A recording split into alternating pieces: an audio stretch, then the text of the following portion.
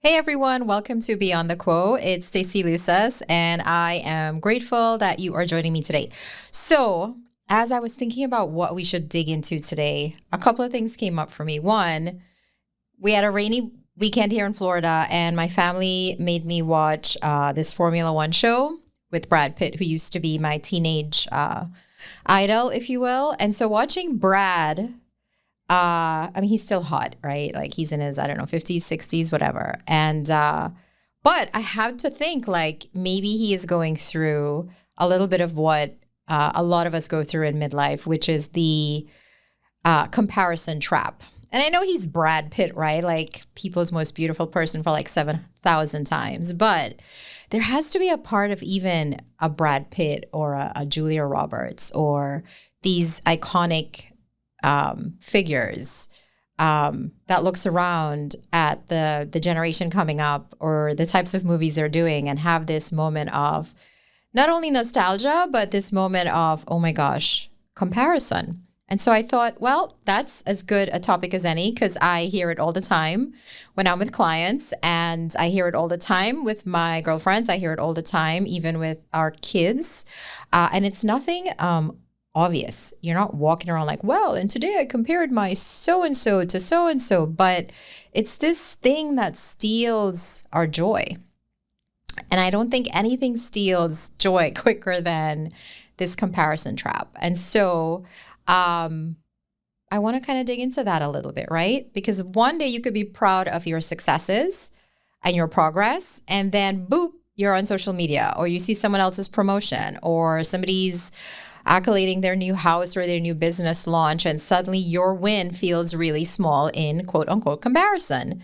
And comparison really, like I said, it's not just unfair to us, but it's a thief, right? It takes away that gratitude. And to me, part of building momentum with success, part of building momentum with joy is gratitude. And we cannot be thankful and jealous or comparing ourselves at the same time, especially in leadership, right? In leadership and in midlife, in this period where maybe there's a little bit of erosion in your confidence. Maybe there's a little bit of erosion in your social influence, right? Maybe you're perceiving people as being smarter than you.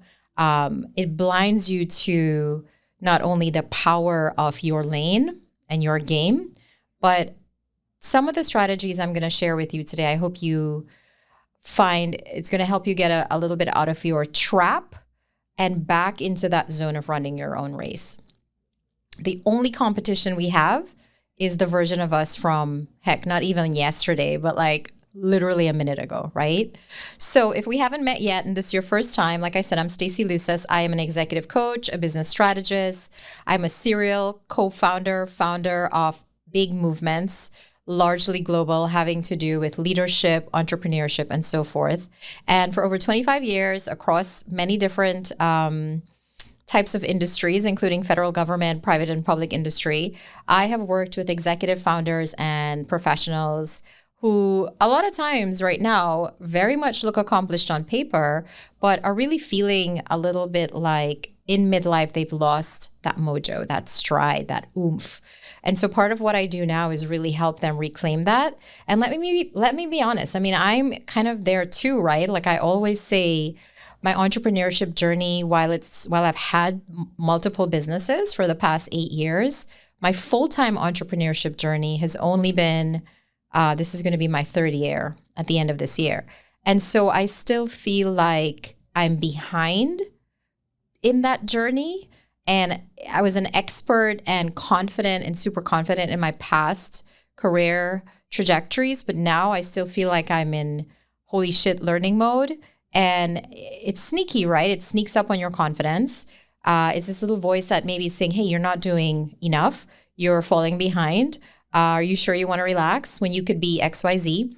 And so I think that a lesson for me too is maybe that's stemming from comparison. And that's something not only I need to unlearn, but I love to take you on these journeys with me as I try to figure shit out, right? How to be a better leader, a better mom, a better business partner, a better wife, a better freaking dog mom. And I figure if I'm in the thick of it on some of these things, maybe you are too. And hopefully some of these tips help you.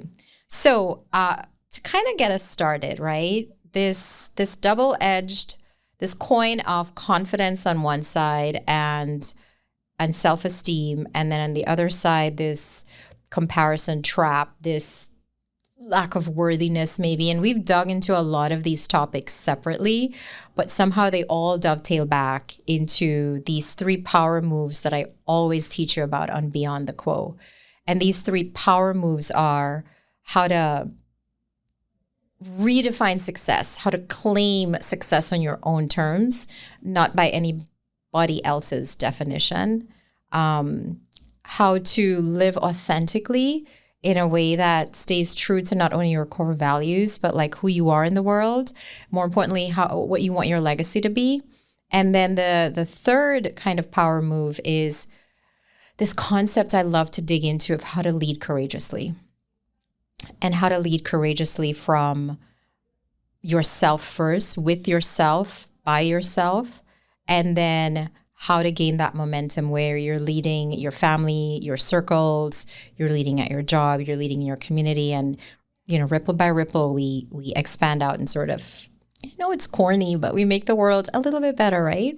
So let's start with the damage that comparison actually does. And I know, listen, healthy comparison, and we'll talk a little bit about that, is not a bad thing. What I want to talk about is that toxic one, the one that stops you from doing the big thing, the one that stalls progress because maybe your, $2,000 or $200 sale or win is not the person that just sold $1 billion business, right? Like it can stop you from celebrating that win verbally, right? So first of all, it drains your confidence. That's the number one thing I find, is that when we allow comparison to run the show, our confidence evaporates. And so you zero in on your gaps. We talk, and I'm a Gen Xer, right? Like I'm on the cusp of X and Y. So I like to say I like to work hard, but I also like to hug trees. But a lot of times you'll give that great presentation, or you will take that exam and maybe you got 98 out of 100 and you're like, oh, well, what happened to those 2 points, right? Or you gave this beautiful presentation and people are applauding, and yet you feel like, oh my gosh, I messed up on that one slide. Or God forbid, you found a typo on the slide while you're presenting it, after looking at it 900 times. It's happened to all of us, right? So suddenly there you are, feeling less impressive, feeling less than worthy, second doubting yourself. And worse yet, you come home and your peer just did a TEDx talk, right? Or that promotion you worked hard for is not as big as the title of someone that just... So really, you can't let someone else's headlight dim your light. That's where comparison gets toxic. Second, I think that a big part of what we talk about in personal power is your influence. And influence isn't necessarily, doesn't have to be big and grandiose. Influence is, we have influence within our homes. We have influence with how we show up in the world. We have influence with, it doesn't matter our titles at work or what it is we're doing.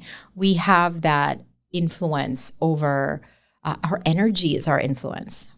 And so a big part of this is when you don't feel good enough and you feel like you are less than the person next to you, whether it's your body or your car or your house or whatever, it dims your light. You actually stop showing up fully. And it's this weird, gross effect of a self-fulfilling prophecy. You know what I mean? Gross. I can think of so many times that happened to me. And a big one was second guessing your voice in meetings. Another one is maybe, and I saw this happen, it happened to me not only when I was younger in my career, but watching younger people now, they take less risks because of that fear of what people are going to think, because maybe the pitch before you, he hit it out the park. And I think that's really not doing, it's doing a disservice to us, because then we run into maybe I don't belong here. And then you opt out of the the race anyway. And third, I think given that this is a podcast where we heavily talk about leadership, it undermines your leadership. It undermines the you that has to go first and set the tone before anybody else, right? Because leadership, as we've talked about, isn't necessarily about being the loudest in the room. God knows we have enough loud people, but it's about having clarity. It's about living true to your core values. It's about leading in times of adversity, in times of uncertainty. It's about standing firm to your ethos, right? Like you're holding that integrity even when the powers that be are maybe bucking the system a little bit and asking you to do also. And think about it, right? If we kind of eliminated some of that, and I'm not saying it's going to go away magically, but I think that this, I like to say crawl, walk, run. Anybody that knows me knows that's kind of how I live. Is if I do a little bit better every day, if I do, I'm a little bit more confident, I'm a little bit more brave, I talk to one more person, I challenge myself to maybe, I don't know, I'm not a gym person, but I'm back in the gym, I'm back trying to work out, and my back, I had a back injury last year. It was horrible, and it took me out for most of the year. Had to have like a minor surgery, all of that stuff, but my point is I'm still comparing myself in the gym now, the me I am now, with maybe people that have been consistently going for years. And I hate that about myself. I hate that I look over and I'm like, oh shit, so-and-so is doing like a 10 incline on like a 14 whatever, and I'm like on a 2 flat incline. I can't believe I just admitted that, but the gym is where I compare the most because I am a competitive person. Terrible, I know. All right, so research backs this up, right? I'm not just over here like spouting smoke and mirrors, right? So psychology studies show that upward social comparison, measuring yourself against someone you perceive as, in quotation, ahead, increases anxiety and decreases self-esteem. Even when the comparison is completely unrealistic. Remember I just told you about that your cute little pitch, and then you look over and somebody just sold their company for $1 billion? You understand that comparison is unrealistic. So in other words, even if that person has a totally different background, totally different resources, timeline, all these things, your brain still is still going to translate that into, oh my God, you suck. You are not enough. Tap out now while you still have pride. Stop founding this thing now before you go big and people see just how shaky this is. Ew, that's gross. So I'll say that again. Increase in anxiety, decrease in self-esteem, even when the comparison is completely unrealistic. In other words, even if the person has a totally different background, timeline, and set of resources, our brain is still going to translate that as, I'm falling behind, I majorly suck, let me stop now. So it's not just harmless noise, right? It erodes our confidence, it weakens our presence, it dilutes our leadership. And over time, when we stay in that pocket, it is just as with anything, if you do it consistently enough, it becomes a habit and it becomes the lens through which we view everything. So that lens doesn't just dilute our achievements, but it's going to distort our sense of worth. So, I like to talk about midlife, right? And for those of you who are like, oh my God, midlife does not apply to me, I'm here to tell you that if you are roughly 38 and over, it kind of sort of does. If let's just say, and I'll say woman, we're living till maybe about 80 years old-ish, right? That's how much lifespan. And so, okay, at the very least 40 and over, but really a lot of midlifers, a lot of people in the sandwich generation, 38 and above is kind of that sweet spot, right? So comparison shows up at every age, but there's something about midlife that I know for me makes it hit a lot harder. And I wanted to know why. So here are some interesting, the normal things we're going through, right? One, kids leaving home, creating their own lives. I've talked a lot. My daughter started college this last month. She came home to visit over the weekend, and suddenly I'm navigating like a half of an empty nest. My son still lives at home. He's 15, And I'm wondering, like, what does my role look like now? And I know for a lot of you that fully are empty nesting, I forget which star said this. Oh my gosh, it's going to bother me now. It's one of those supermodels from back in the day. She's like in an empty nest mode. And she said she didn't love the word empty nesting because it felt so lonely and diabolically like sad. I was like, that's true. She called it like the opportunity to like really discover who you are and dig into what it is you want to do and not have these little pockets of like scarce, precious times where we can run out and just do a mani-pedi.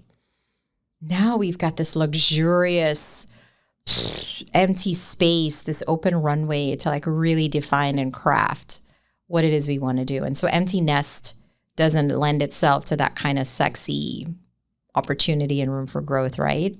The other one, and again, I'm living this, you guys, so fully right now. And everybody I talk to, I guess because I'm going through the sandwich generation woes with aging and ailing, not only parents, but aunts and uncles and my in-laws and so forth. But it means stepping into caregiving responsibilities for our partners, for ourselves, for each other. And we don't fully know and expect how hard that is, how taxing that is, how all-consuming, how uncertain. I was just talking to one of our producers and we're like, every day you get up and it's like, shit, am I good or is it just going to be one of those days where I got to catch something? And so the aging parents, piece is super hard. Another big part of this is shifting careers. Maybe if you're not shifting careers, you guys, like what I sense within a lot of my clients, what I sense in the workshops that I do and the feedback I'm getting from this podcast is we are shifting. We ourselves in this season are shifting. Our purpose, what fulfills us, what we deem as important, that is shifting.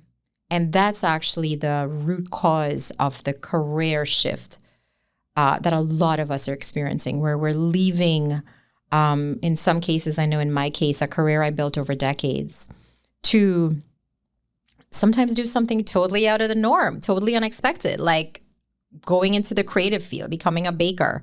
Y'all, I will never tell you that I have stepped into anything having to do with culinary stuff because I can't cook. But a lot of people are doing it. Kudos to them, right? The cupcake makers, all of those things. But that won't be me, right? And so shifting careers. Some people are peaking, Peaking. Some people are plateauing.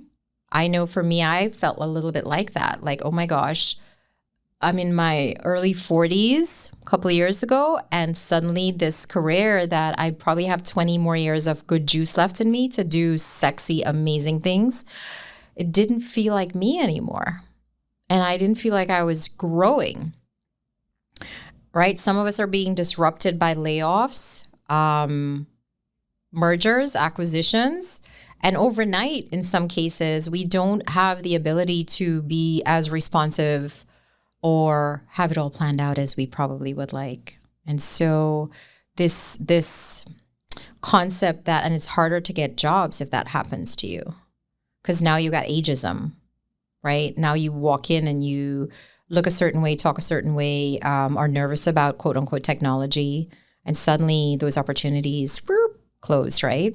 So in the middle of all of that, you look left and right. And for some of us, if we're not careful, we look at our peers and we see them buying second homes, posting beach photos, right? From their vacation home on the lake, retiring early, talking about freedom and travel, right? For some of us, I know for me, I'm launching a passion project and it is blood, sweat, and tears. And it is consuming all of my time with my business partner and co-founder.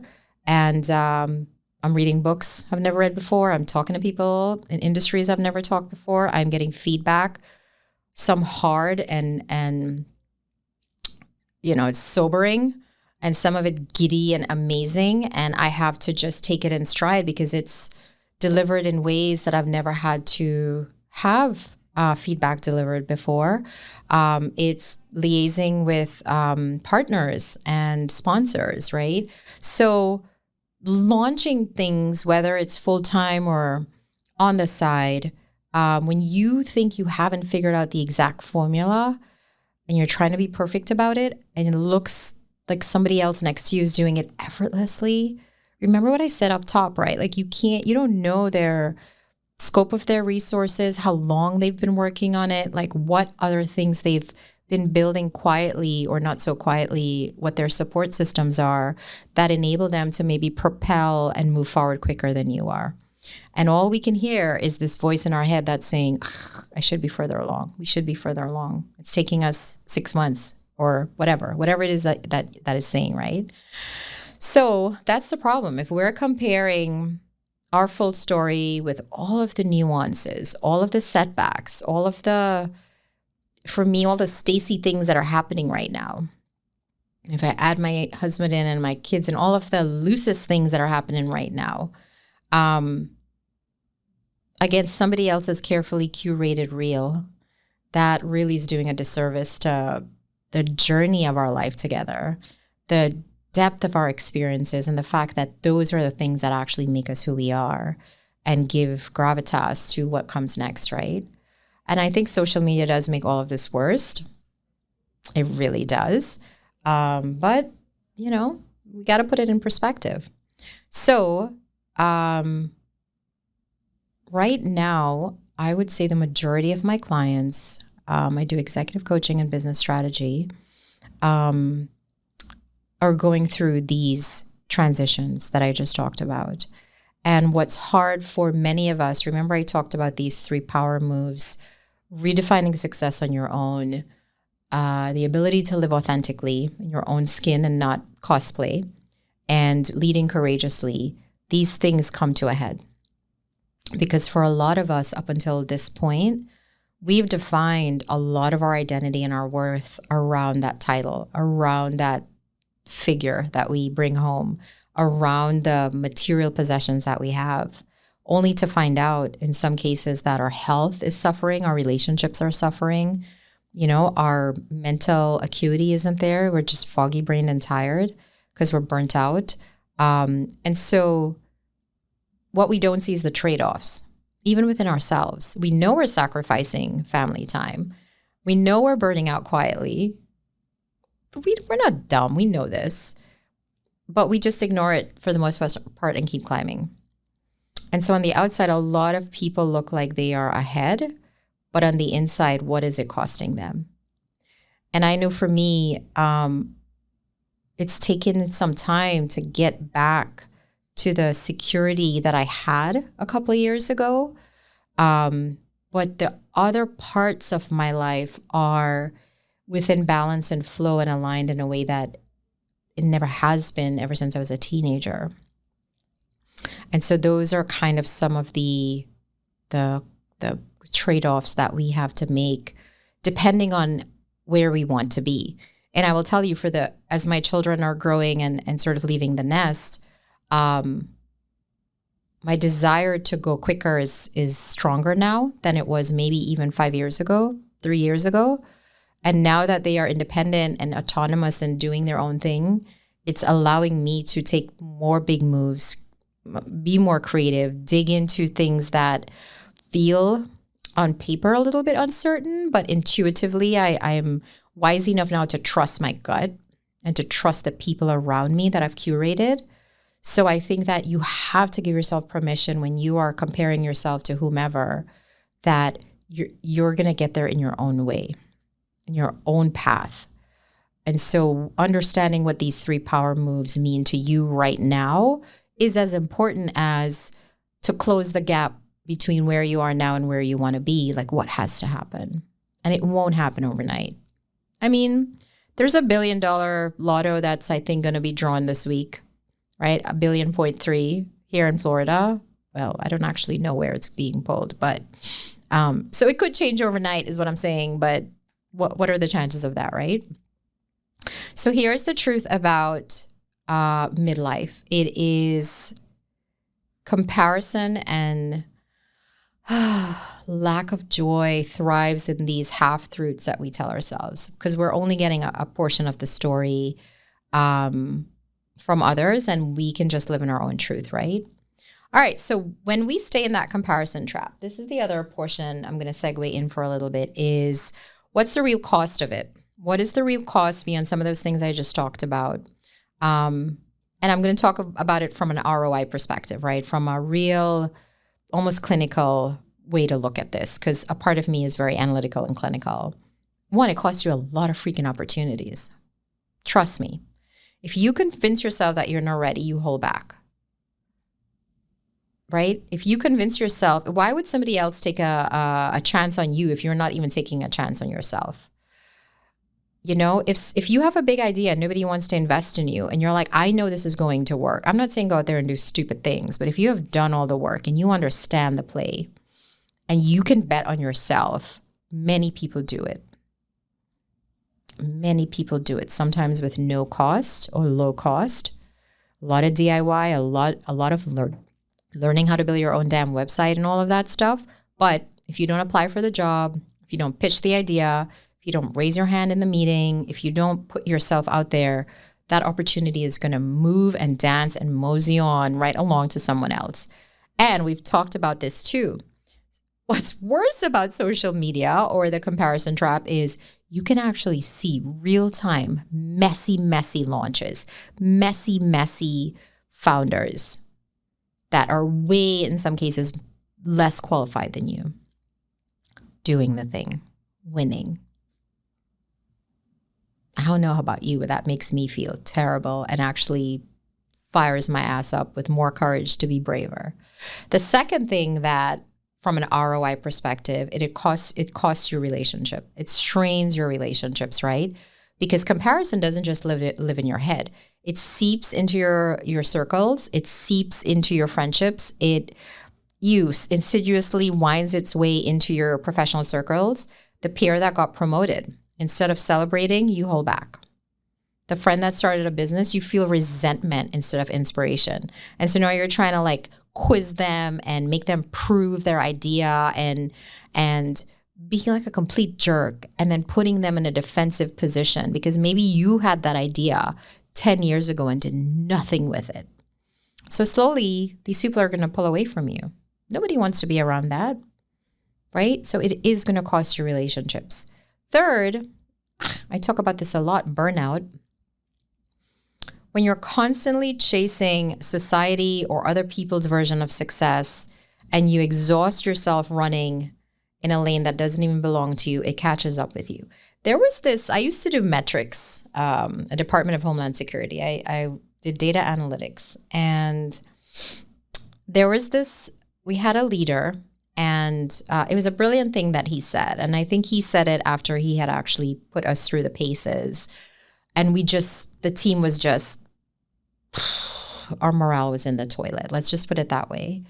And I don't know if he read it or what, some divine intervention, but dude came in and he said, I've realized that what I keep doing is pointing to a mountain of red sticks. And every time you bring me a red stick, you being us, the team, I'm like, no, not that one, that other red stick. And so we keep going back and all the freaking sticks are red. So there's no end to this debacle, right? But sometimes if you don't have a version of success, if it's just a mountain of red sticks and you keep running and bringing any red stick you find and you're like, hey, Stacey, are we successful enough? I mean, to yourself, right? You're third personing myself. Is third personing even a word? Anyway, I digress. But if you don't understand what your measure of success is and you keep trying to find it and throwing everything you have at it, I'm just telling you, you're going to wonder why you're so tired, why you're so unfulfilled, and why you feel like you're not, quote unquote, achieving the thing. So you better understand what success means to you. It is the first thing I do with clients is, what does success mean to you? And they look at me like, huh? Girl, do you not see all of my things? And I'm like, yeah, but how do you feel? And that's what stops people in their tracks, right? And that leads me into the fourth thing. This robs you of joy and self-trust. I talk about self-integrity all the time. It's one of the things I believe in so much because we will show up for everybody, sometimes more than we show up tiny for ourselves.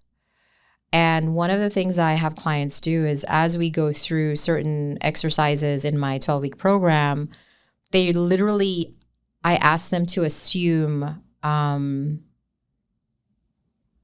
like become the custodian or guardian of themselves. And they're like, what are you talking about?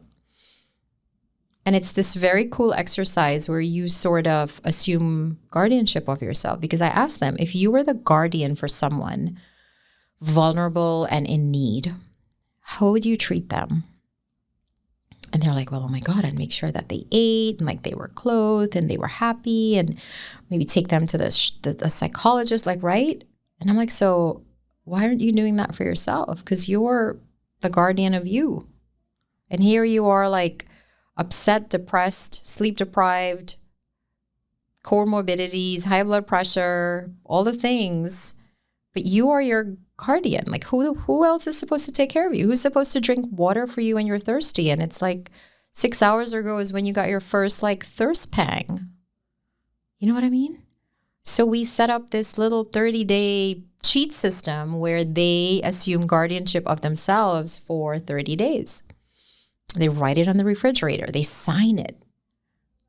And then we create a plan. So I would love for you to do that because I don't know, something about doing it that way, because we don't trust ourselves. If we've been breaking promises to ourselves since we were tiny little people, what do you think? Just one day I'm going to wake up and be like, oh yeah, girl, thanks for telling me you're going to finally stick to that diet or healthy eating or going to sleep on time. And I'm all in because you're all in. No. There's a part of me that's like, Stacey, I'm going to call bullshit. And I got to say, I don't blame the other, I don't blame me for not having faith in me. So when wins feel smaller, when milestones feel late, when you stop celebrating yourself because it's not enough in comparison to other people, and you're second guessing yourself, that's not having integrity with yourself, having self-trust, right? So, this was kind of personal for me. I had a client who wrote this amazing book, and she had her launch team, but she kept delaying this launch, right? And she was comparing herself to like this author that had like 10 New York Times bestsellers, who'd been writing for like, I don't know, 50 years. I was like, homie, this is your first book. And she was like, well, I'm just writing, a self-help book. Like there are a million of them out there. Like, why bother? Because your blueprint of how to do the things that you're writing about is yours.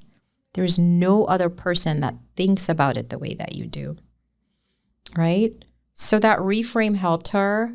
And even though her story didn't reach 1 million people and wasn't like the New York Times bestseller that she wanted, she had a couple of book launch events. She still has sales of that book. That book launched a career of public speaking and doing all these things. And so once she was able to kind of embrace her own truth, she was able to move forward. And now she's working on our second book, right? So takeaways for this is find joy in your own journey. Everything in your life is designed for you to teach you whatever the lessons are. And if you're like me, a lot of times we're like, I'm tired. I'm tired of the lessons. I thank God I've got it. And he's like, nope, here you go. I don't know if that's actually God's voice, but you stop noticing how far you've come. If you were to actively compare your life now to what it was even a year, 2 years ago, it would blow your mind. And a lot of us don't even do that. We're comparing ourselves to who we think we should be in 10 years, right?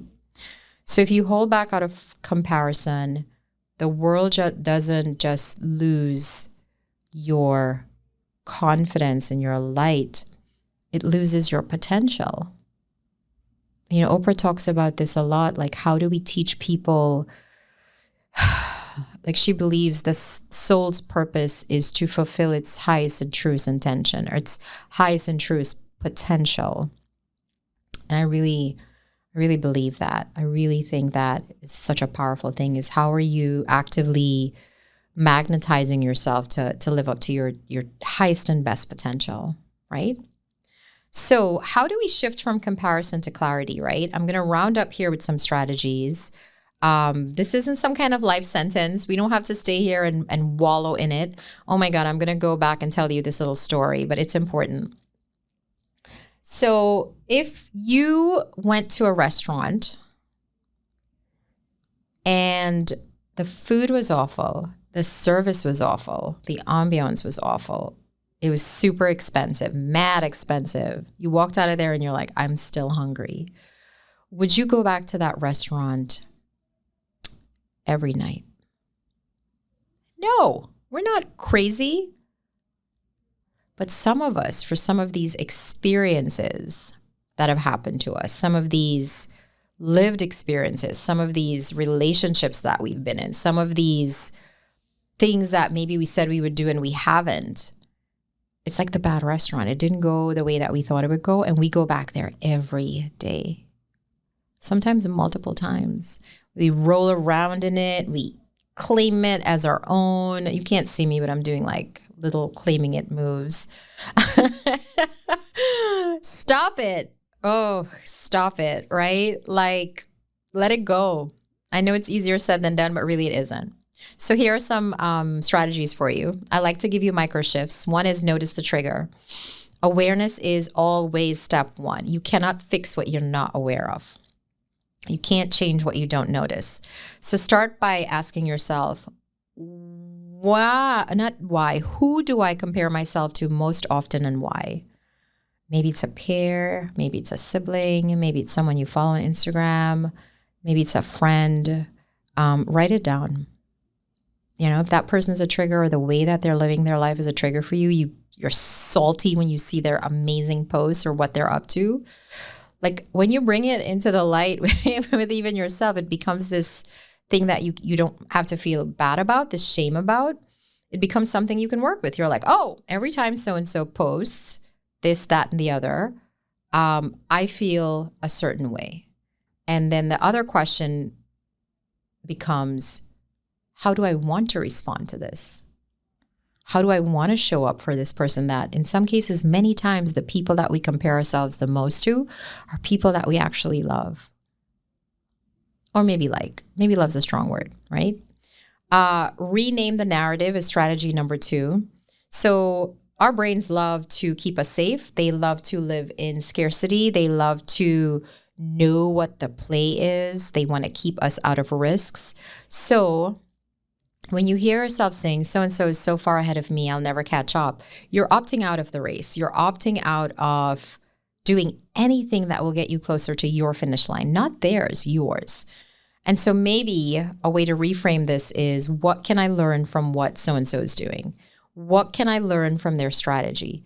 I will tell you that I've taken to, now when I record some of my interactions with people, or even some of my podcasts, I will run it through AI and ask hard questions. Like, what do I consistently miss? What's an opportunity I miss, like with guests, like to dig in deeper? Or even when I'm doing solo episodes, like, did I bemoan something, or did I talk about the same thing over and over again? There is a way to reframe some of these narratives about I will never catch up that is really empowering.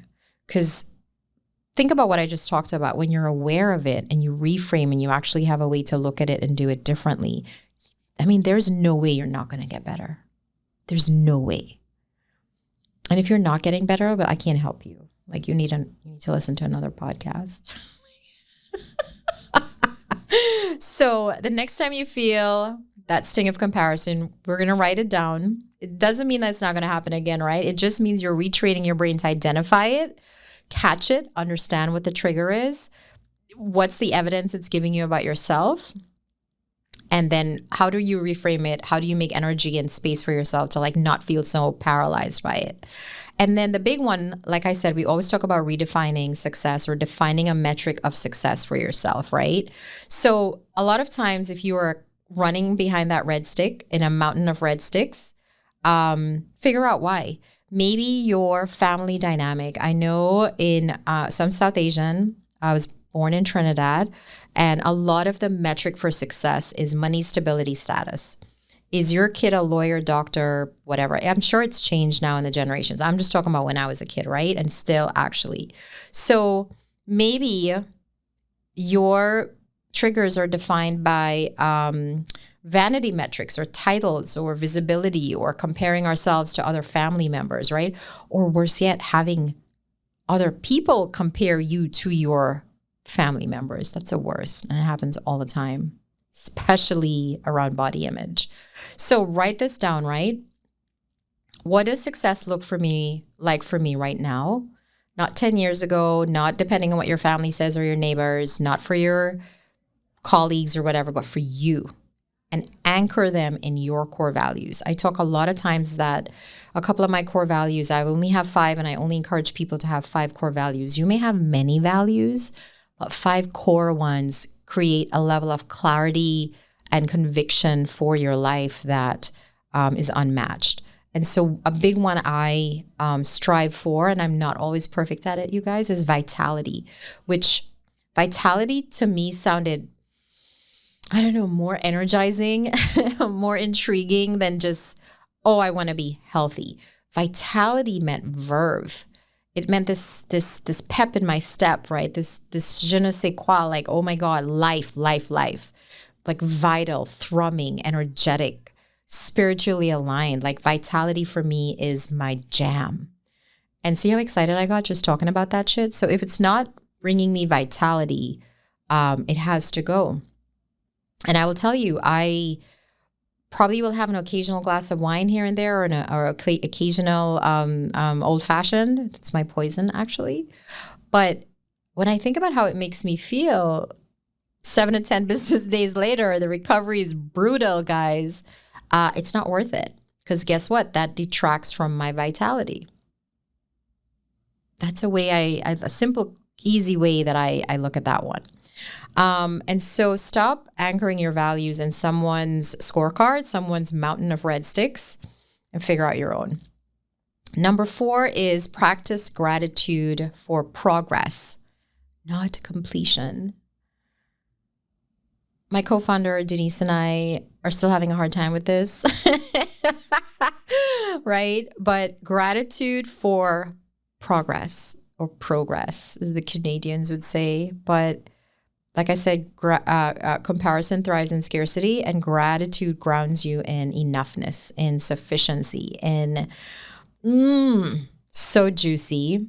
So I saw my friend, my girlfriend Sam, posted her freaking scoreboard of wins the other day, and I loved it. She posted big and small things, like, oh, I read however many books, and little ones, like I think she has this thing where when she's walking, she finds heart-shaped leaves or whatever, but these are hers. These are things that make her happy.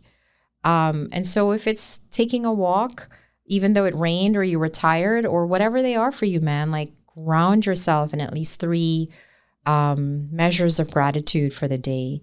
And does it work? Yeah. It builds this crazy muscle memory. It pulls you out of scarcity. You just walk around like hunting for the good, right? Instead of just bemoaning the bad, right? Run your race. That's number 5. Run your own race. The only competition a lot of us have is the version of us from yesterday, or like I said 2 minutes ago. That's it. Run your own race. That is the mega superpower that is, my gosh, underestimated. Stay in your lane. Seriously, right? Visualize what that looks like. Fall in love with your journey. Imagine yourself with blinders on, like focused forward. I have this thing where I tell my children, focus and finish. When you get distracted by other people's noise, that detracts so much from your potential, from your, from your vitality, from the opportunities in front of you, right? So there's this phrase, I'm on time for my own life. I am on time for my own life. You're not behind. You're not you know, this is your race. It's going to pan out the way that it is. I have a different perspective, and I have to be grateful about this, even though it sucked at the time. But, you know, I burnt out and I had emergency surgery and I flatlined. So for me, these things are critical in my life because I almost missed the whole race. I almost missed the whole journey because I wasn't catching the cues, right? I wasn't paying attention. I didn't have integrity with myself. I always say, use me as kind of your worst case scenario. I'm okay with that because I learned my freaking lesson and changed it. But for many of you, you may not have that luxury. And so you've got an opportunity to say, hey, I'm on time for my own life, but have a plan if it's not the way you want it to be. You know, my cousin always says, oh my gosh, you designed your life the way that you wanted it. That wasn't without cost, right? That wasn't without trade-offs. And so when you're grounded and you stay in your own lane and you have the partners with you, freedom doesn't always look the same for us. Some people want freedom of time. Some people want freedom of like effort. Like freedom is different for all of us, but really at the end of the day, freedom, peace, joy, like these are all universal truths that a lot of us are searching for, you know? And so you got to figure out your recipe for that. So freedom never, of course, comes from outpacing others. It comes from, like I said, owning your lane and running in it with confidence. And every now and then stopping for water or a good old fashioned. So, as I wrap up, these practices really aren't about, you know, ignoring other people or their successes or anything like that. It's about anchoring yourself, knowing who you are, what you want to achieve, anchoring in those core values. I gave you that example of mine, which is vitality. Many times that's all I like benchmark things against. If this is draining me, why am I still doing it? Or why am I still doing it in this way? Right? Because freedom for me doesn't come from like keeping up with other people. It comes from how do I feel at the end of the day, knowing I did my best. And when you're clear about who you are and what matters most and the pace that works for you and the people that you love, are they cool? Changes the flavor and the rhythm of how you move about in the world, right? So here's my challenge for you this week as I wrap up. Catch yourself in those moments of comparison, you guys. Awareness is the first step. It might be on LinkedIn. It might be the gym. Like me, notice how I laugh because even tonight I'm going and I'm like, oh, now I got to like eat my own dog food. Or even at family gatherings when maybe the elders or the, you know, people are comparing you to somebody else that's running their race. Instead of spiraling, pause, like pump your brakes. Take some time, file away in your head what you notice. Pull out your phone. It's in your hand anyway. Take a little note. And then when you have some time, reframe what's possible, right? Now that you know the trigger, now that you understood what happened and you see it happening time and again. And finally, you guys, celebrate these small wins. Anchor them in gratitude, no matter how small. Because the truth is, none of us are behind. We're not late. We're exactly on time for our life. And when we run our race with clarity and confidence, the comparison little demon loses its grip. And it's just a better experience, right? You guys, thanks so much for hanging with me. I know I started with Brad Pitt. I'll end with Brad Pitt. I thought Legends of the Fall was his best show. I don't know about you, but send me a note. Let me know what you think. And if this episode resonated with you, please don't keep it to yourself. Share it with someone who's been feeling stuck in comparison. Like, share, subscribe. I'd love those reviews are what get us listened to in more countries around the world. And I love that. And if you are ready to redefine success, reclaim your confidence, and run your race with more clarity and courage and influence, that's the work I do every day with my clients. I'd love to chat with you more about what that could look like for you. And let's connect. And I'll leave my links in the show notes on YouTube. Thanks for listening to Beyond the Quo. See you next time.